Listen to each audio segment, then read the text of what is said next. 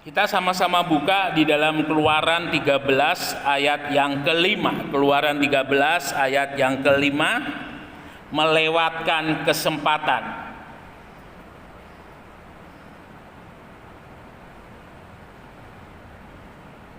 Keluaran 13 ayat 5. Apabila Tuhan telah membawa engkau ke negeri orang Kanaan, orang Het, orang Amori, orang Hefi, dan orang Yebus, negeri yang telah dikadikannya dengan sumpah kepada nenek moyangmu untuk memberikannya kepadamu, suatu negeri yang berlimpah-limpah susu dan anggurnya, maka engkau harus melakukan ibadah ini dalam bulan ini juga. Ya, terima kasih. Bapak Ibu Saudara yang dikasihi oleh Tuhan, peristiwa kembalinya bangsa Israel ke tanah Kanaan ini seperti pengulangan pengulangan dari apa yang pernah Tuhan lakukan terhadap Bapak Abraham dengan memanggil Bapak Abraham dari Ur Kasdim ke bangsa Israel, ya. Dan seperti yang dituliskan oleh Alkitab bahwa permulaan bangsa Israel berkembang di Mesir itu oleh karena Yusuf, ya. Dan kita tahu bangsa Israel ketika kembali dari Mesir, mereka sudah menjadi bangsa yang besar, ya. Karena rupanya di Mesir ini menjadi persiapan yang Tuhan lakukan untuk membawa bangsa Israel menjadi bangsa yang besar di tengah-tengah bangsa-bangsa yang lain yang ada di tanah perjanjian. Nah, Bapak Ibu Saudara yang dikasihi oleh Tuhan, menarik kalau kita mau melihat, ya. Dimulai dengan perjalanan daripada Yakub pada zaman Yusuf, dimulai dengan Yakub. Yakub ini adalah bapak daripada 12 suku Israel, dan Yusuf itu adalah anak daripada Yakub, ya. Dan ketika Yakub pergi ke Israel pada saat itu dengan membawa keluarganya, lebih kurang dengan 60 orang, itu yang dituliskan oleh Alkitab. Yang menarik, 60 orang ini kalau boleh saya katakan bibit-bibit unggul, ya. Mengapa demikian? Karena ketika mereka berada di Mesir, bidan-bidan yang ada di Mesir itu sampai mengatakan, sebelum kami menolong ibu-ibu Israel bersalin, mereka sudah melahirkan terlebih dahulu. Jadi kita melihat ada campur tangan Tuhan sehingga membuat dari 60 orang itu menjadi 2 juta orang. Meskipun secara spesifik atau secara khusus Alkitab tidak menulis. Bapak Ibu Saudara yang dikasihi oleh Tuhan, bangsa Israel yang kecil ketika dibawa oleh Yakub pindah ke tanah Kanaan menjadi sebuah bangsa yang besar, ya. Sampai-sampai orang Mesir bilang, jangan-jangan kalau semakin besar, semakin kuat, orang-orang Israel ini akan menindas kita, ya. Ini orang-orang Mesir yang bilang. Tetapi kita boleh tahu bersama, seperti yang Tuhan pernah katakan kepada Abraham, bahwa bangsa Israel ada satu masa akan Tuhan bawa ke Mesir untuk mereka berkembang, dan nanti kemudian Tuhan bawa kembali ke tanah yang Tuhan janjikan kepada Abraham, ya. Jadi tanah Kanaan itu adalah tanah yang Tuhan janjikan kepada Abraham dan Tuhan berikan kepada Abraham dan keturunannya. Tidak peduli itu entah berapa ratus tahun, ya, firman Tuhan katakan 430, 450 tahun bangsa Israel ada di Mesir, baru kemudian mereka bebas. Nah, Bapak Ibu Saudara yang dikasihi oleh Tuhan, mengapa bangsa Israel harus berada di Mesir? Jadi Mesir dan perjalanan bangsa Israel keluar dari Mesir itu, kalau boleh saya katakan, itu adalah tempat belajar sekolahnya bangsa Israel untuk boleh mengenal Allah, ya. Bapak Ibu Saudara yang dikasihi oleh Tuhan, 2 juta orang yang dipimpin oleh Musa keluar dari Mesir menuju ke tanah perjanjian, kalau boleh saya katakan imannya itu masih nol, imannya itu masih kanak-kanak.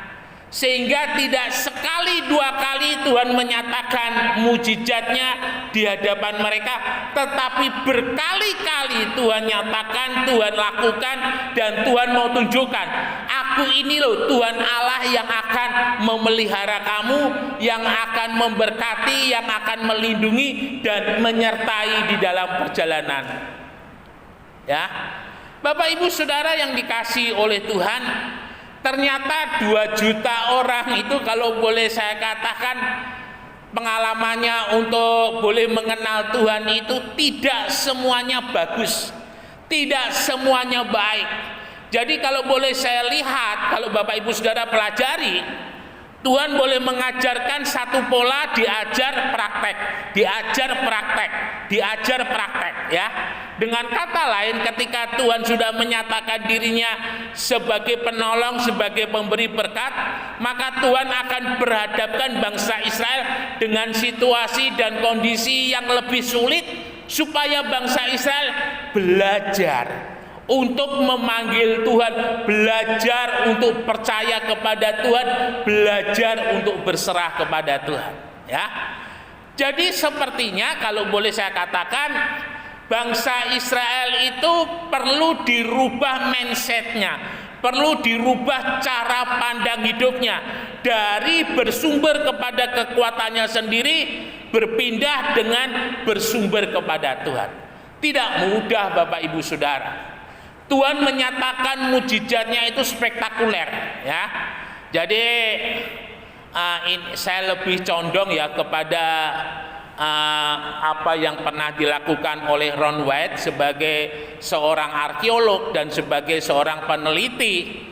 Beliau pernah mencoba untuk menyisir perjalanan bangsa Israel dari Mesir ke tanah perjanjian, tidak seperti yang sekarang. Tetapi dengan penemuan-penemuan yang beliau baru aja meninggal kira-kira 3-4 tahun yang lalu. Dan satu hal yang menarik, beliau pernah menyisir tempat-tempat yang dituliskan oleh Alkitab, dan tempat-tempat itu persis.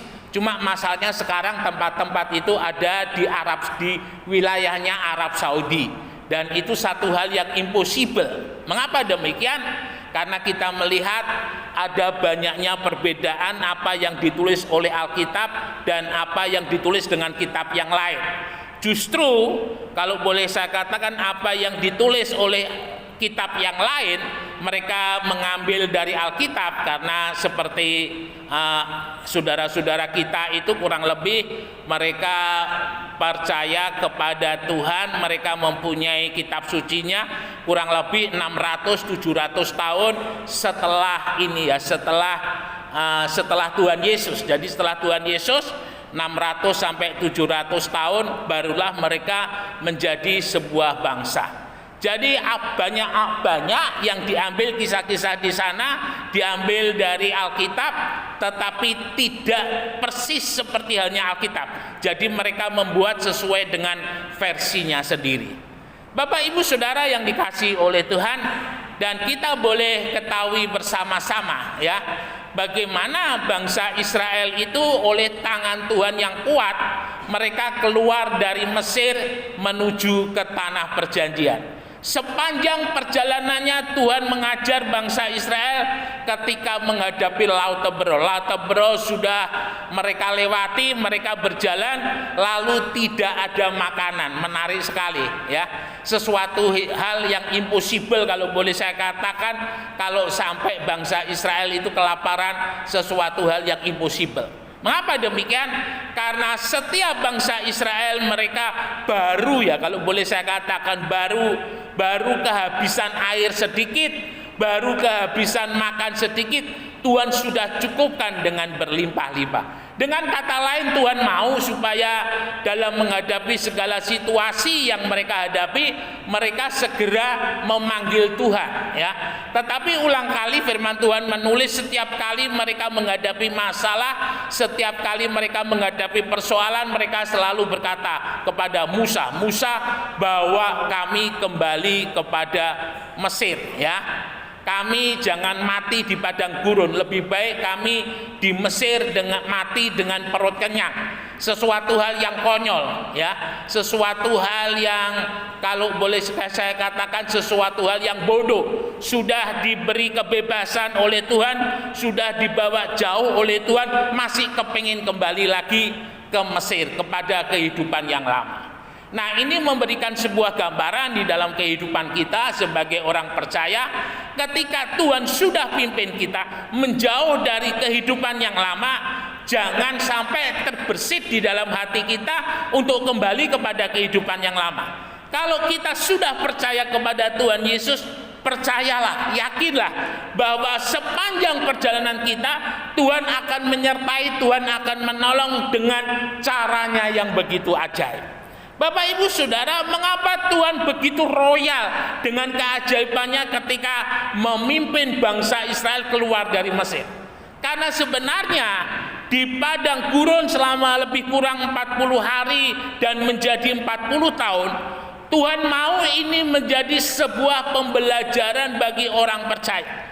Bahwa Tuhan tidak pernah meninggalkan kita. Meskipun Tuhan tidak terlihat oleh mata jasmani kita, tetapi Tuhan mengajar melalui iman, ya. Karena dengan iman kita mempunyai yang namanya mata rohani untuk melihat Tuhan. Dan dengan mata rohani itu kita mau percaya kepada Tuhan. Tuhan tidak pernah meninggalkan kita, Tuhan menyertai kita, dan Tuhan memberkati kita.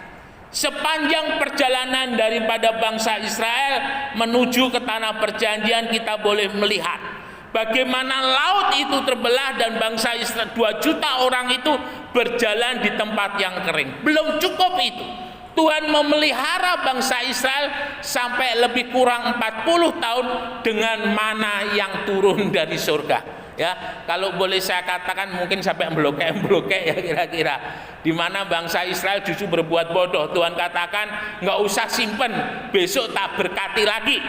Justru mereka menyimpan dan akhirnya mereka melihat bahwa mereka menemukan mana yang mereka simpan itu mengeluarkan ulat, dan itu membuat Tuhan marah. Bapak Ibu Saudara yang dikasihi oleh Tuhan, perjalanan kehidupan kita ketika kita berjalan bersama Tuhan diawali dengan segala sesuatu yang mustahil, diawali dengan segala sesuatu yang tidak mungkin. Tetapi ketika di sana kita belajar mengenal, belajar percaya kepada Tuhan, Tuhan akan menyatakan mujizatnya, pertolongannya secara luar biasa. Dan saudara lihat pengalaman daripada Kaleb dan Yusak yang membedakan kurang lebih hampir 2 juta bangsa Israel yang keluar dari Mesir. Kaleb dan Yusak sama sekali tidak ada keraguan ketika mereka berada di perbatasan, ya, yang pernah saya ceritakan ketika saya ada di Yordania, dan di sana ada satu tempat yang diyakini sebagai tempat perpisahan Musa dengan bangsa Israel. Itu ada map, ya, ada peta, dan itu menunjukkan perjalanan dari tempat itu sampai ke Yeriko itu kurang lebih 30 kilo, dari tempat itu ke Yerusalem itu berapa kilo, dan di tempat-tempat yang lain di sana ada mapnya. Artinya Tuhan mau tunjukkan sudah begitu dekat bangsa Israel dengan tanah yang dijanjikan oleh Tuhan. Tetapi kita lihat bangsa Israel justru mereka berkata kepada Musa, "Bawa kami kembali ke Mesir." Bapak Ibu Saudara, kehidupan yang lama itu seringkali bisa mengganggu perjalanan kita ketika kita datang kepada Tuhan, ketika kita sungguh-sungguh mau percaya kepada Tuhan, ya. Jadi Tuhan mau kehidupan lama seperti halnya Abraham. Tuhan katakan pergi dan tinggalkan, ya, pergi dan tinggalkan segala sesuatu yang ada di Ur Kasdim, kenangan-kenangan, kekayaan, semuanya tinggalkan. Dan Tuhan mau memberkati dalam kehidupan Bapak Abraham. Nah, itu yang sebenarnya Tuhan mau terapkan di dalam kehidupan dari bangsa Israel. Jadi bangsa Israel yang keluar dari Mesir yang pertama, 2 juta orang lebih kurang itu mereka mati di padang gurun. Ngeri ya saudara, mereka mati di padang gurun. Dan kalau kita mau melihat kisahnya, ada banyak peristiwa yang membuat orang Israel itu banyak yang mati di padang gurun, ya. Kecuali Kaleb dan Yusak menjadi saksi hidup bagaimana Tuhan membela orang yang benar, bagaimana Tuhan menyertai, memberkati orang yang benar, dan Tuhan membiarkan orang yang tidak sungguh-sungguh kepadanya. Jadi di sini kita boleh belajar pentingnya kesungguhan hati kita kepada Tuhan, itu akan mempengaruhi masa depan kita, ya. Masa depan kita di dalam Tuhan. Ketika di dalam kehidupan kita, kita bangun dengan satu kehidupan yang sungguh-sungguh mengasihi Tuhan, sungguh-sungguh percaya kepada Tuhan, kita akan lihat bagaimana Tuhan tata kehidupan kita. Dan kalau Tuhan menata di dalam kehidupan kita, Tuhan tidak menata kita menjadi hal-hal yang biasa. Ketika Tuhan menata kita, Tuhan menjadikan kita menjadi hal-hal yang luar biasa. Perabot-perabot yang indah, perabot-perabot yang berharga mahal, ya. Nah, ini menjadi sebuah spirit secara rohani di dalam kehidupan kita untuk kita mau maju menjadi orang percaya. Tidak pernah dibiarkan orang benar itu berjalan sendiri. Tidak pernah dibiarkan orang benar itu jatuh dan tergeletak. Tangan Tuhan akan menopang. Nah, itu menjadi sebuah kekuatan di dalam kehidupan kita. Ketika kita berjalan bersama-sama dengan Tuhan, Tuhan selalu menyertai dan menolong di dalam kehidupan kita. Tuhan tidak pernah meninggalkan di dalam kehidupan kita. Nah, Bapak Ibu Saudara yang dikasihi oleh Tuhan, beberapa ayat berikutnya yang ada di dalam kitab Musa, ya. Jadi kitab Musa itu Pentatuk, itu Kejadian, Keluaran, Imamat, Bilangan, Ulangan. Dan kalau saudara perhatikan mulai dari kitab Keluaran sampai dengan kitab Bilangan, itu nyaris terjadi pengulangan beberapa bagian, kecuali Imamat. Imamat itu lebih banyak kepada peraturan-peraturan yang ditetapkan oleh Musa. Dan yang menarik, Imamat ini menjadi salah satu dasar hukum yang ada di Amerika. Jadi Amerika itu mempunyai kitab hukum, undang-undang hukumnya, dan kitab undang-undang hukumnya itu mereka ambil dari kitab Imamat, ya. Nah, Bapak Ibu Saudara, dan pengulangan itu selalu dilakukan oleh Musa untuk menulis kitab Keluaran, Bilangan, Imamat, Bilangan, dan Ulangan. Itu selalu ada pengulangan-pengulangan. Jadi yang dianggap penting itu diulang sampai beberapa kali. Nah, kalau kita mau melihat di sana bagaimana Keluaran itu secara khusus itu berbicara mengenai keluarnya bangsa Israel ketika mereka dari Mesir menuju ke tanah perjanjian. Imamat itu adalah hukum-hukum yang harus diperhatikan dan dilakukan. Lalu kemudian Ulangan itu ada beberapa pengulangan termasuk ketika bangsa Israel keluar dari Mesir itu ada di sana. Tetapi kalau kita mau memperhatikan dengan lebih seksama, di sana ada banyak Tuhan berbicara kepada umatnya, ya. Bapak Ibu Saudara, mengapa Tuhan terus berbicara kepada umatnya pada awal-awal perjalanan dari bangsa Israel? Karena Tuhan mau pola yang Tuhan terapkan kepada bangsa Israel ini menjadi pola di dalam kehidupan orang-orang percaya di masa mendatang, ya. Meskipun kita lihat kegagalan daripada bangsa Israel itu begitu luar biasa, dan perjalanan daripada bangsa Israel lalu setelah mereka ada di tanah perjanjian dilanjutkan dengan adanya kitab Yosua, lalu kemudian dari Yosua itu hakim-hakim, lalu di sana mulai ada Raja Saul, Raja Daud, bersambung terus ke dalam kitab Raja-Raja, kemudian kitab Tawarikh dan seterusnya. Kita melihat adanya kesinambungan di dalam Alkitab, di mana kita belajar kehidupan nenek moyang kita itu dengan secara terperinci ya, dan secara luar biasa.